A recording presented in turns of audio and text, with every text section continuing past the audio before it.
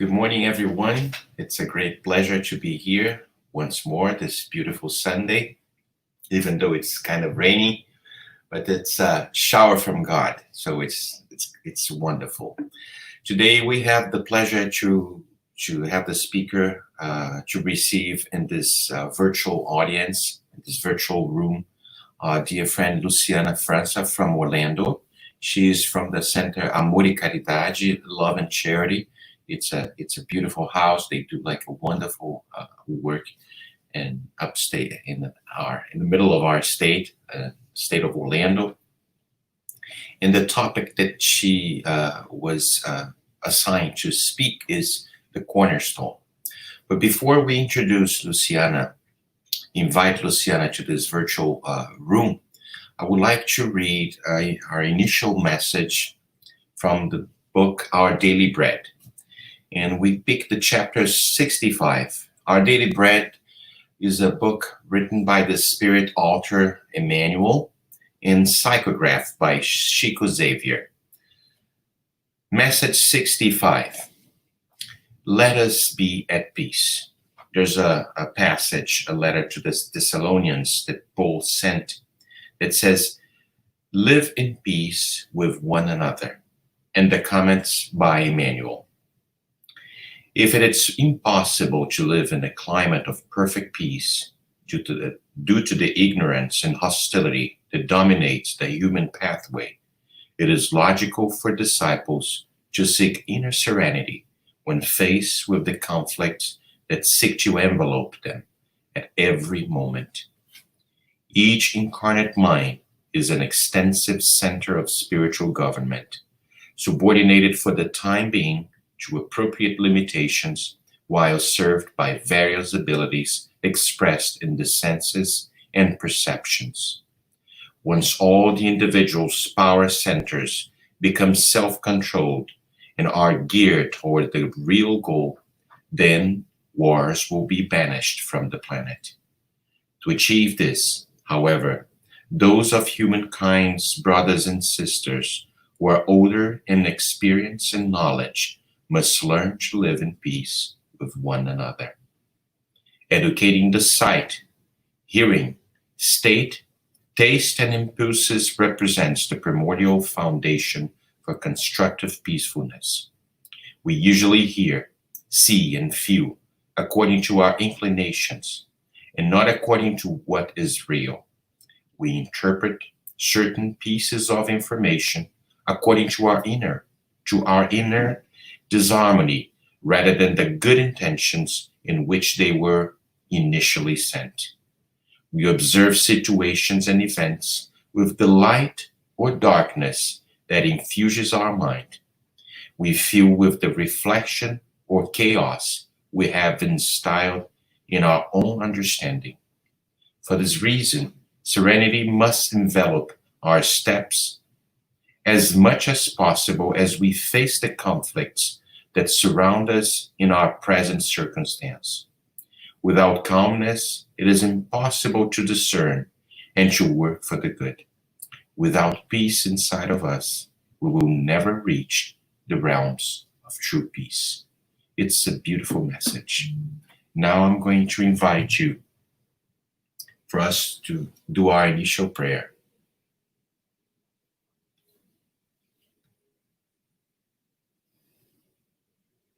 Dear Father above, we are here gathering in this virtual room, asking the benevolent presence of the good spirits that guides this meeting, helping us to understand the message behind this whole scenario of this pandemic.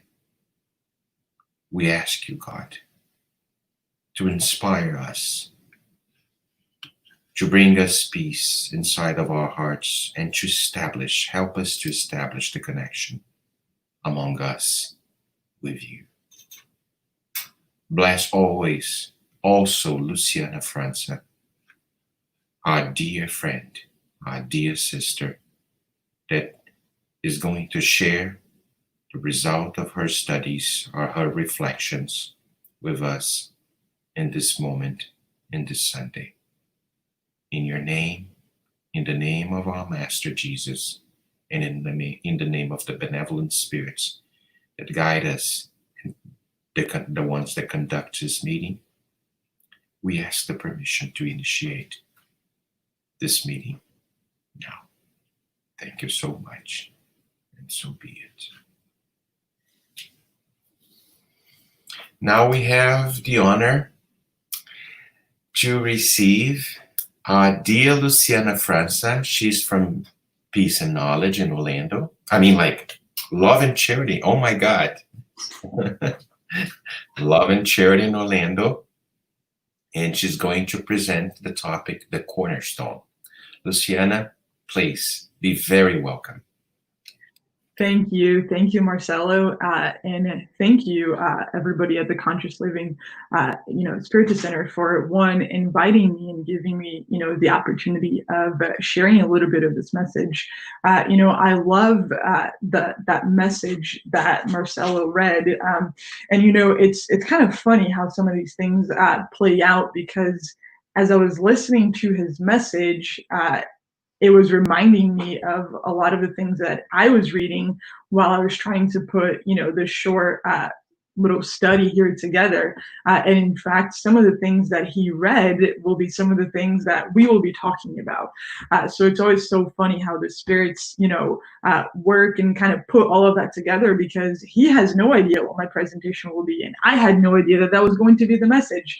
But it almost looks as if though we put it all together, we sat down and, perfectly selected, which, we did in a way, but it was done all the way up there. So again, I'm very excited to be here with you guys today, talking a little bit about the things that I have learned while studying this. And one of the things that, I want to share is that when Abigail originally asked me to do this study, I asked her, I said, are there any topics that you recommend? And she said, the Cornerstone. And I thought to myself, I said, oh, let me read a little bit more about it, because I don't know too much about it. So let me study up on it a little bit, and then I'll get back to you.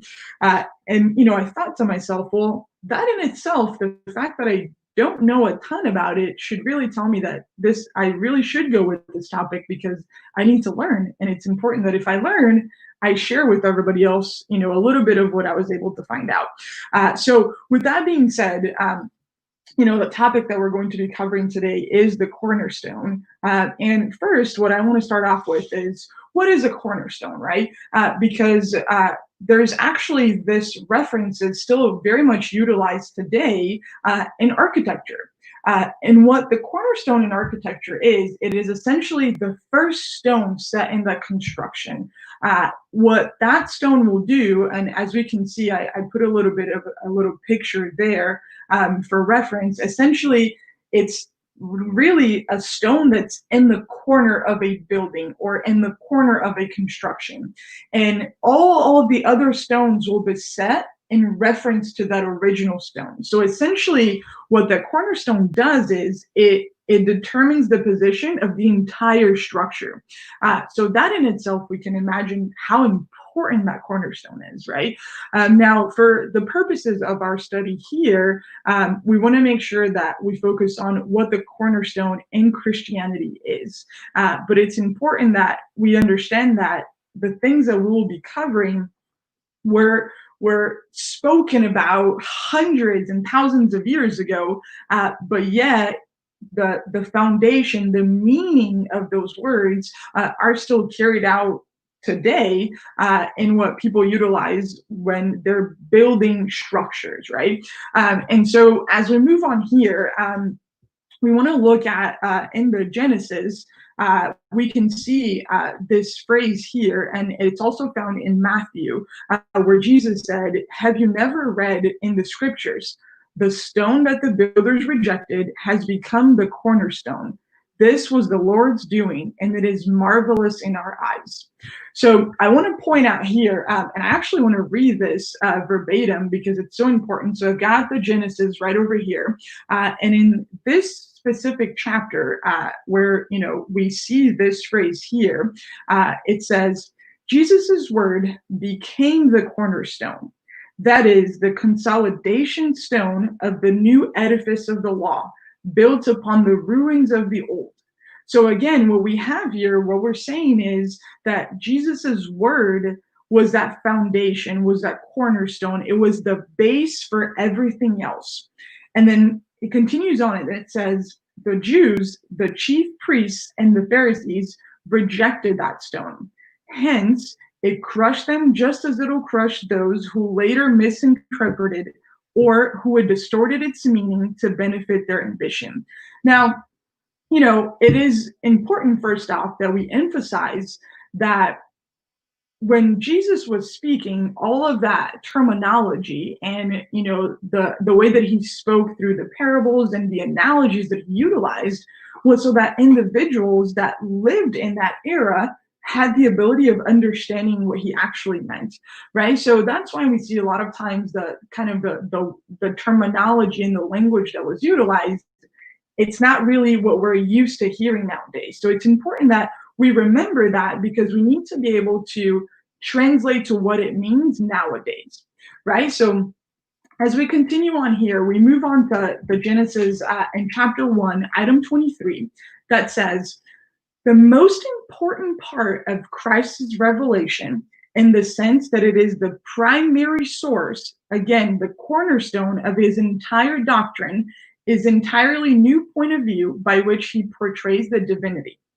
And then we continue on, and it says, God is one who is kind, supremely just and good, full of tenderness and mercy, who forgives the repentant sinner and renders to each one according to his or her deeds. God of mercy, who says, forgive others' offenses if you yourself want to be forgiven. Do good in exchange for evil. Do not do unto others what you would not want them to do to you.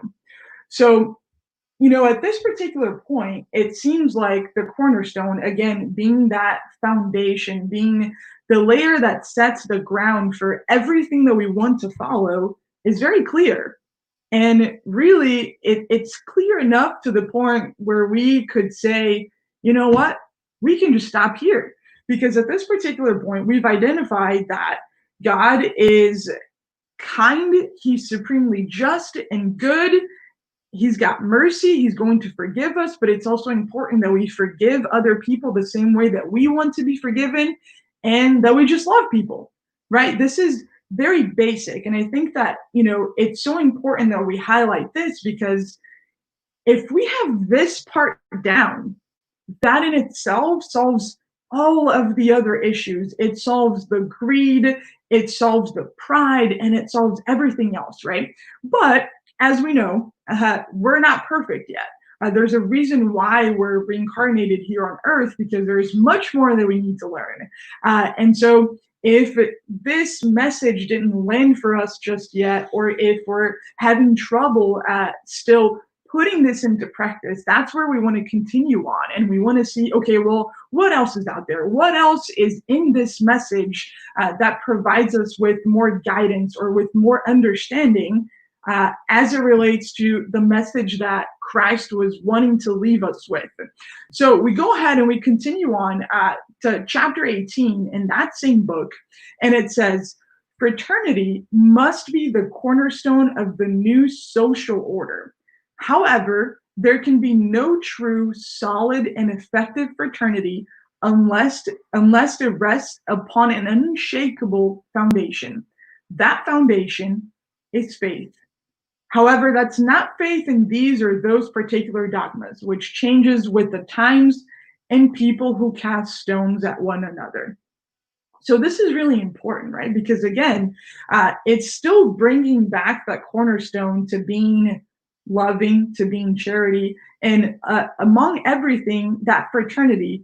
But it bases that fraternity on faith, but not the faith of just, I'm going to believe in something because I was told to believe in something, but more so because I truly believe in God being the kind, the just, the merciful, individual who has our best interest in mind, who is going to forgive us and who is going to give us the means and the message in order to be able to succeed.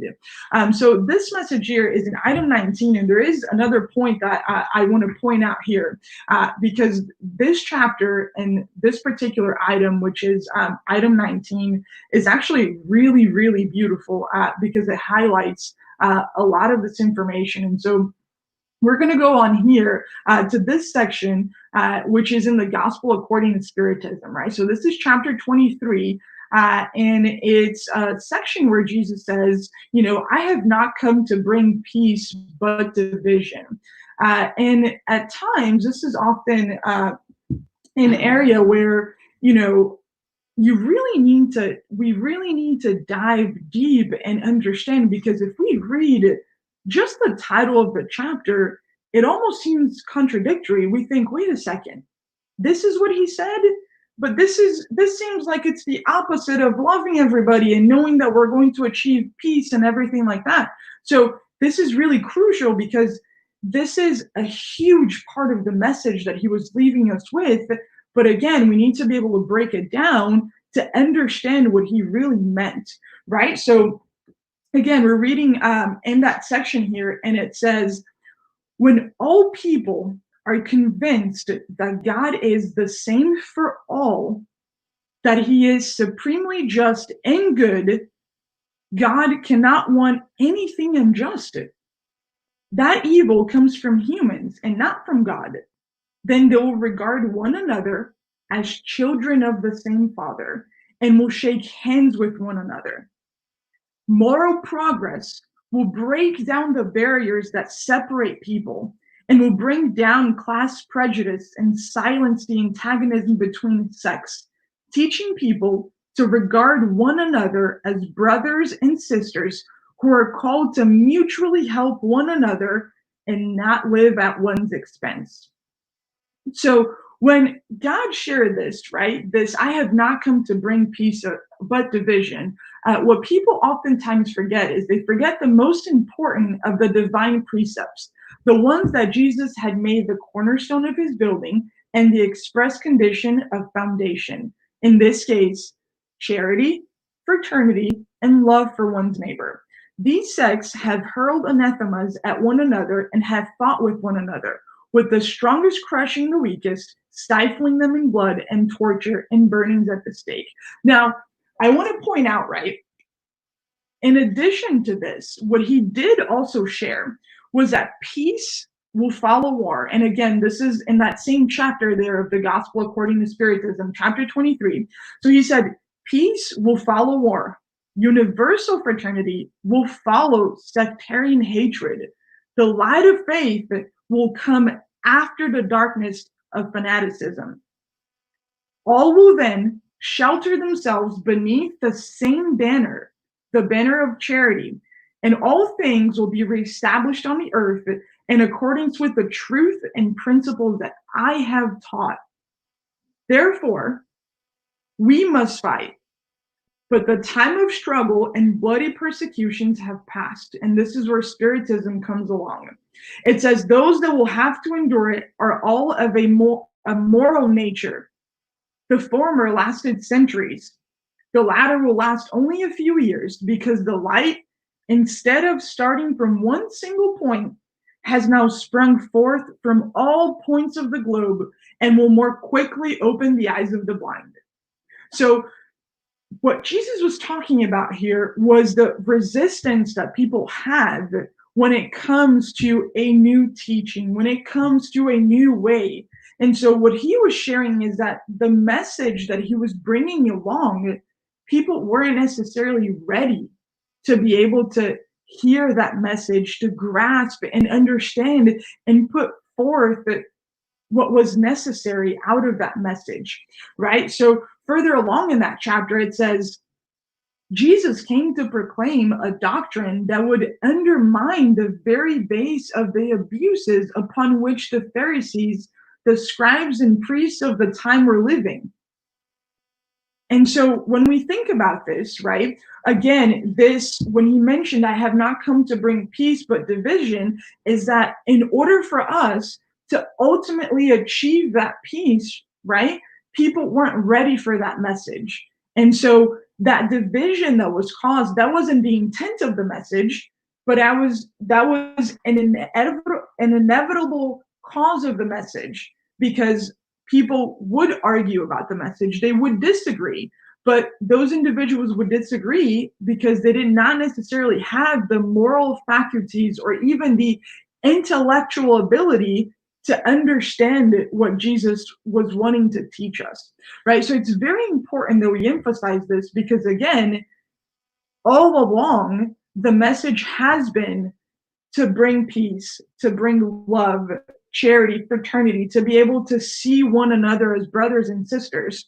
But when that message is carried across, and there are individuals who may not necessarily be ready or may not be understanding of what the message actually is, that's where the division comes from. But not that the division was the intent of the message. So we carry on, right? And I want us to go over, because I think that when we think about this, we think, okay, so I know what the cornerstone is, I know what the message is, I know what I need to do, but where more can I learn about this message, and what I should be doing? And so we turn to the Spiritus book under the divine or natural law, and question 614 asks, what is meant by natural law? And so the response that the spirits gave when Kardec asked this question was, natural law is the law of God. It is the only, it is the only law that is truly necessary for human beings to be happy. It shows them what they should or should not do, and they only suffer misfortune when they depart from it. Right? So this is very, very clear. And then we move on to question 619, and it says, well, okay, so if that's the case, then has God provided all humans the means of knowing this particular law? And the answer is, well, all may know about it, but not all necessarily understand it. Moral persons and these who desire to examine it are the ones who understand it best. Nevertheless, all will understand it someday, because progress must be made, right? So this specific question here really speaks volume to what we were just talking about with that message from Jesus, because again, we may know about it, but there may be individuals who either don't understand it or are not morally and intellectually advanced enough in order to be able to fully grasp the concept of that message. And so the other thing that's important for us to remember, right, is where that law is written. And Kardec asks that question, and the spirits were very straightforward and said, it's up here. It's in our conscience, because we do know when we do something wrong, we can tell. We know what's right and wrong, but we have the ability of making that choice, making that decision, right? So we move on to question 622, and Kardec asks, well, has God endowed certain individuals with the mission of revealing the divine law? So what this is asking is essentially, are there people, are there individuals whose mission was to bring that law, to share it out, and to reveal to everyone out there? And the answer was, well, yes, certainly. In every age, individuals have received this mission. They are high order spirits who have incarnated with the purpose of enabling humankind to progress. Now, imagine the responsibility, but also the opportunity that this entails, right? Because imagine being a spirit who's so high up in the order, potentially a spirit who doesn't even have the need to incarnate anymore, but receives that task or volunteers for that task to be able to come back here on earth to enable humankind to progress. That is beautiful. So, then Kardec was like, okay, so I get it. There are some people, they've been sent to enable this kind of progress. Now, what is the perfect standard that God has offered to humankind as a guide and a model? And this answer is very straightforward. All the Spirit said was, well, look at Jesus, right? Because again, we have been given all of these tools. We've been given all of these resources to really excel and progress, and it has been at several different stages of humanity, right? But if we want a model, if we want a guide to look to, that is very clear. That is Jesus. Now, I do want to point out, right, because then at times people may ask, well, if this is the case, have there other times where other individuals have been sent, perhaps even prior to him, right? And so I want to point out here, we've got Aristotle. So even before Christ, this was, a Greek philosopher who spoke a lot of ethics, morals, and what he did was he used the word hexis, which was essentially it was meant as a moral virtue, right? And what this hexis was an active condition, a state in which something must actively hold itself. So what he essentially was saying is that this moral conduct was something that we were actively doing each and every day. This was something that we were living by. And so what he further explained was that an action counts as virtuous, according to him, according to Aristotle, when one holds oneself in a stable equilibrium of the soul in order to choose the action knowingly and for its own sake. The stable equilibrium of the soul is what constitutes character. So, I bring this up because it's very important that we remember that throughout the earliest stages of humanity, before Christ even came and revealed all of this message, there were these messengers that God provided us with to be able to bring us these moral truths, to be able to help us understand how to lead a better life. Because think about this, right? Aristotle isn't necessarily he's not talking about Jesus yet. Jesus wasn't even here yet, but yet he's speaking the same terminology, the same language that Jesus would later on review in a much clearer lens, but all of it about how can we, be better individuals? How can our morals dictate our character? How can we utilize that to help one another, right? And so this is interesting because, question 626 in the Spiritus book, it asks, it says, have the divine or natural laws been revealed to humankind only by Jesus? Before him, were there only intuitions? And so what the Spiritus said, they said, well, haven't we stated that they're written everywhere? I always find it funny when they respond like this, because it's almost as if they're saying, hang on a second, were you not reading the question before? Haven't we stated? So they say, haven't we stated that they're written everywhere? From the remotest of times, all who have meditated on wisdom have been able to understand and teach these laws. Though their teachings were incomplete, they prepared the ground to receive the seed. Since the divine laws are written in the book of nature, men and women are able to understand them as soon as they want to look into them. That is why the precepts of divine law have been proclaimed by moral persons in all ages, and also why we have encountered their elements, though incomplete or altered by ignorance and superstition, and the moral doctrines of all cultures have left this message, right? So this is the perfect example right here, where although Aristotle's message may have been incomplete, it was laying a little bit of that groundwork, right? As they mentioned here, it was planting a little bit of that seed. So we move on about 900 years, and we have St. Thomas Aquinas, who was also another philosopher, and he was actually a follower of Aristotle. And what he shared was, an act is good or bad, depending on whether it contributes to or deters us from our proper human end, the telos, or final goal at which all humans' actions aim. That telos, or happiness, is understood in terms of completion, perfection, or well-being. Now here's the part where it kind of brings everything together, because again, the one thing that I absolutely love, and it makes me so passionate about spiritism, is because it brings that that message from Christ. It brings a little bit of that science and philosophy, and so in here, St. Thomas Aquinas says charity inclines one to love God, whose goodness is perfect, unchanging, and eternal.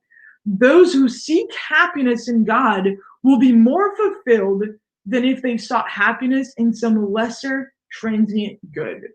So, what I love about this, right, is we're not talking about a religion, because the religion in itself is not about the religion in itself, right? Being me standing in a garage does not make me a car, no more than a religion will ever make me a good person, unless it's the message that that religion brings me, and I choose to actively work on that message each and every day.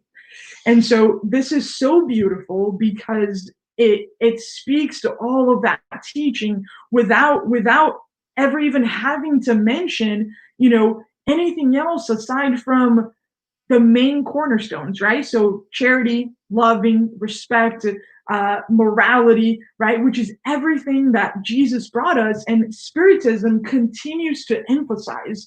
And so again, I just wanted to point that out, because that's one of the things that I find so amazing about Spiritism, is that it brings all of that together, right? It brings the teachings from Christ, it brings science and brings philosophy, but it's all that same message, and it's the same message coming from different avenues to really emphasize different points. But it's great to be able to see that the message is so cohesive among so many different platforms.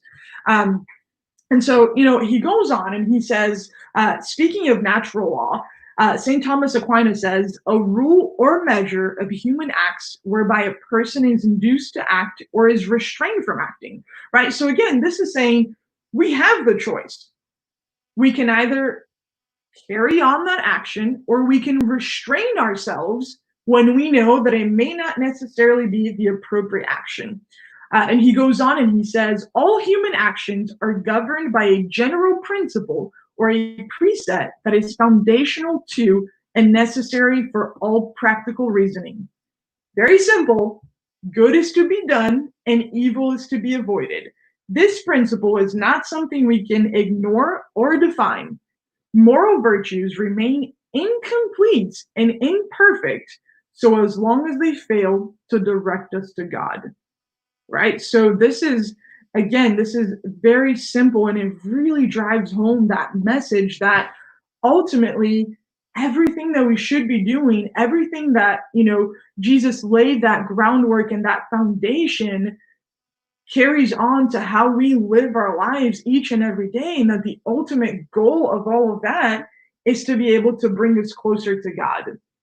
Now, how do we do that? Because at times, and even especially in the times that we're living in today, uh, at times people can feel discouraged, right? We look at everything that's happening in the world, pandemic, and people not respecting each other, and people not looking at each other for just being brothers and sisters in Christ.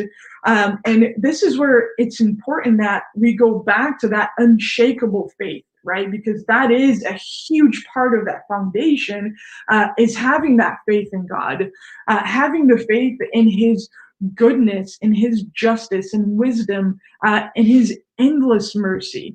Because although we may be living through challenging times, if we have that faith and we have that understanding, we can get through it all, right? And so I this is one of my favorite phrases here, where Jesus said, come unto me, all you who suffer and all who are overburdened, and I will comfort you. Because it is very important that we remember that we will always be comforted. right? We were provided that message that there would be challenging times, but that ultimately peace would follow the war. That ultimately there would be peace. That ultimately there will be a day in which we see each other not for the color of one's skin, not for one's political ideology, not for one's opinion about religion, but for people. Right. The other day I saw a message that said it was, one of those little pictures that somebody posted on Facebook, and it said, if only we could see each other for just their soul as opposed to everything else, right? Because at times we can get very caught up in little things, little material things that don't really allow us to be able to truly get to know people and admire and cherish people for who they are. So if only all we could see was somebody's soul, we would have the ability of doing that.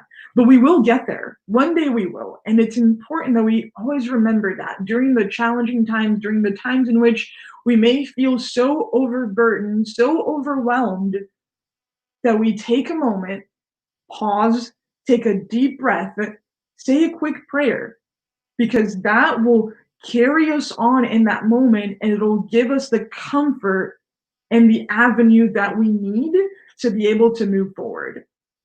In the Gospel according to Spiritism, in chapter 5, which is the chapter titled Blessed Are the Afflicted, it says, God does not put heavy burdens on weak shoulders. The burden is proportional to the strength, just as the reward will be proportional to the resignation and courage. The reward will be greater than the affliction is painful, right? So just another point for us to remember that the first thing is God does not give us anything that we can't handle.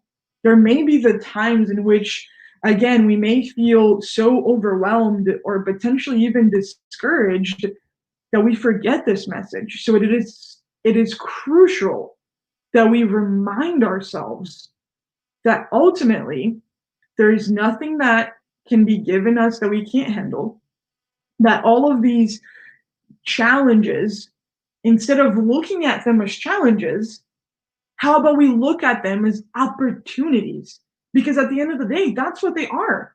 These challenges that we deal with on a daily basis, whatever they may be, they are really opportunities for us to better ourselves. They're opportunities for us to evolve morally, intellectually, spiritually. So these are gifts. These challenges that we see as being challenges are really gifts because they're giving us the ability to learn something, to practice something, right? If I have somebody who is very impatient and I constantly have to deal with that person, yes, it may be challenging that I'm having to deal with somebody who's impatient, but guess what? I am learning to practice to be a patient person because I can only practice with the people who are impatient, right? If I'm surrounded by people who are very patient, it doesn't give me the ability to practice, right? So the merit is in those challenging situations. But the same way that we can choose to look at a glass half empty or half full, and we should always look at it as half full because that the way that we see things will shape how we deal with situations. The positivity that we bring on is what allows us to move forward and carry on and see things from a different perspective. But ultimately, these are opportunities. They give us the ability of growing. Now, what are some of the things that we can do right now? Because I think at times when we talk about things like this, we may think of these grand gestures that we need to do, and we get very inspired because we read a lot of these things, and we think, yes, I know, I should be more, I should love people, I should practice charity at fraternity, and at times we forget that there are very little things that we could actively be doing that will contribute to all of that, right? So when we think about the idea of spreading kindness, again, we talked a little bit about being patient, but also forgiving, right? Because if I'm forgiving somebody, I am practicing that love. if I'm assuming positive intent when something bad happens, right? How many times are we so quick to judge and we don't take a moment to say, well, let me, instead of me judging the action, let me think about the intent. Because how often do people have really great intentions to do something, but perhaps it doesn't translate that way in the action? So perhaps we take a moment and we assume positive intent, right? If something happens, take a moment to think, well, maybe this is what they meant, instead of immediately jumping to, oh no, they meant this and this makes me upset, right? Simply take a moment. We talk about, loving one another and all of these things. We don't need it to go out and do it out there. It's great when we have the ability of doing that, but it's extremely important that we remember that all of these things start inside our home. I can't be a great person out there if I am not exhibiting those same behaviors inside my home with the people that I live with, right? And for some of us, it may be husband, wife, daughter, it may be roommates. Maybe you live alone, but you have neighbors, you have people at work that we live with, right? It is much easier for us a lot of times to show these things, right? Be very patient with somebody at work that we only see every once in a while, than to be patient with somebody who lives in our home all the time.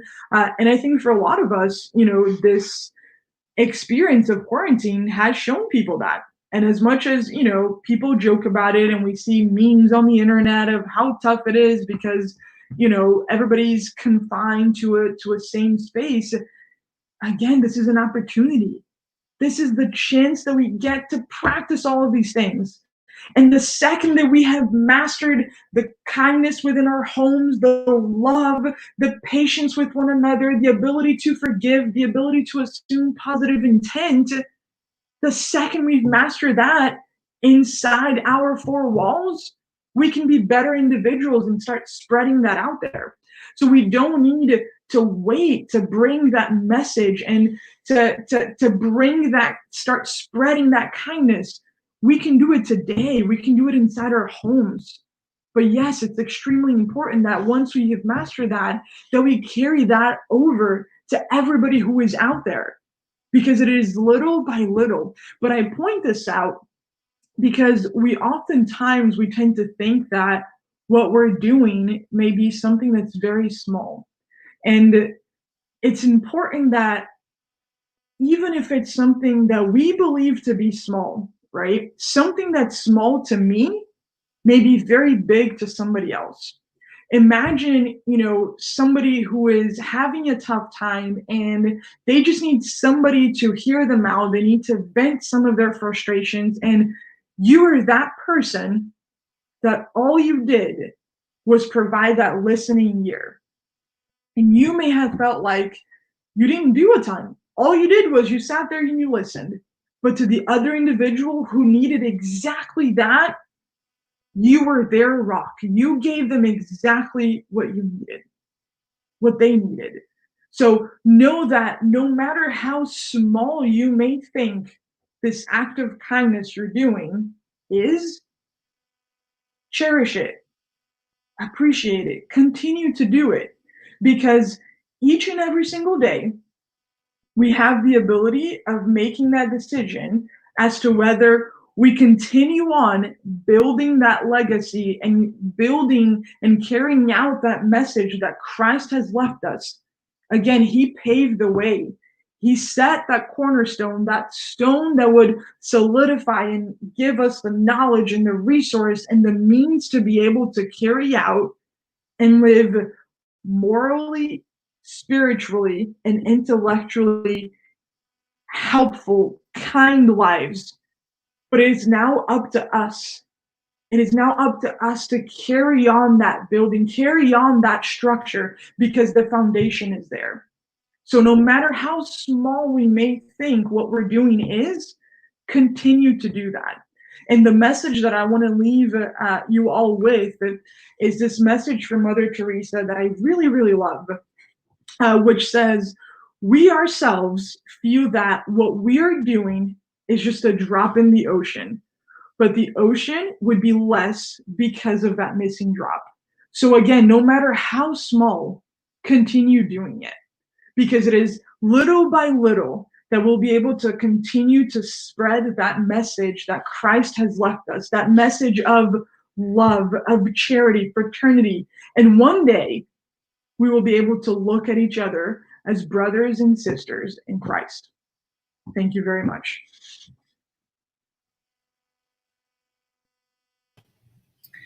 Luciana, I am so glad that we have invited you. Beautiful, beautiful explanation. And I am so proud because I remember when I saw you for the very first time, you were a little girl, beautiful little girl, but I didn't know how much potential you have.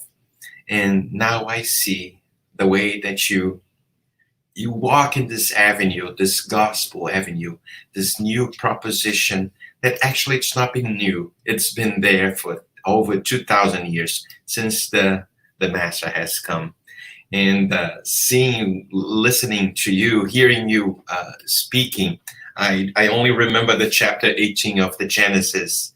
The time has come, signs of the times. And especially in item 27, there's one item that I really love. It's the new generation. You are the new generation. The new generation are going to bring a different perspective of life, where one day we're not going to see, as you mentioned by the end, the color of our skins, the beliefs that we profess. We're going to see the human being. It's right in front of us. That's the Christ proposition. That's the morals that Christ was bringing to us over 2,000 years ago. And we still are lacking to understand this huge, beautiful message that you so well develop in the way that you share the knowledge, the reflections that you brought to us. Thank you so much. From the depth of our hearts, we thank you so much. I have a few announcements, but I really would like to do our closing prayer, because I don't want to break this vibration that you brought to us. And so let's join in this very simple, very humble prayer, asking the presence of the benevolent spirits to be with us, to guide us in this pathway that we call life. We are destined to be happy in a way that we never thought before, because our Father is the creator of the universe, and everything that he has created since is destined to be happy, is destined to be perfect. Help us, dear Master Jesus, you who knows pretty much and very well the designs, the wishes of our Father. Help us always with the inspiration to keep coming in this pathway of charity, with benevolence, with indulgence, forgiving always the offenses, because we also need to be forgiven.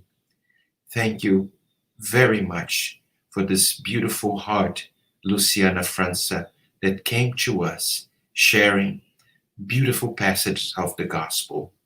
May God bless her always. May God bless us always. Everyone that are sharing this beautiful moment in this virtual room. And in this final saying, we humbly ask the permission to end our meeting.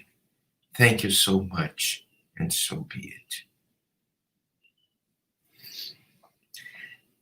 Thank you very much, Luciana.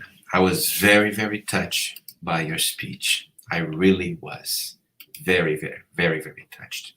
But before we leave our meeting, I want to talk to you about something that you might see on your right-hand side of your screen. There's like a QR code, something new, because since our center has been closed since the middle of March, there's no income for us to pay the expenses that we still are entitled to. All of you know that we don't have salaries, we don't have any compensation. All the funds that we receive are destined to divulge, to pay the rents, to promote the Spiritist teachings. So if you see on your right-hand side, right on top of your screen, you will see this QR code. So simply open your camera, get your phone. If you are willing, of course, if you are wishing to do any kind of donation, of course, if you can, simply open your camera, focus onto the code to be redirect to the CLSG donation site. And if you have any issues with that, just open any code with any QR code app that you might find on your phone. We thank you so much for this moment, and I wish you all a blessed Sunday. I wish you all a peace of Christ. Thank you so much, and so be it. Thank you very much. Thank you, Luciana. Thank you very much. Thank you.